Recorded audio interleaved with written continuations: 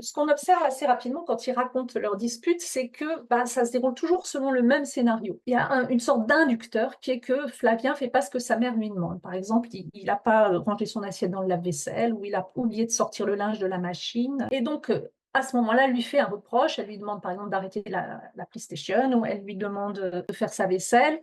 Flavien réagit avec agressivité. À ce moment-là, plutôt que de temporiser, elle réagit aussi avec agressivité. Et donc, il y a un échange comme ça où il y a des mots blessants qui sont échangés.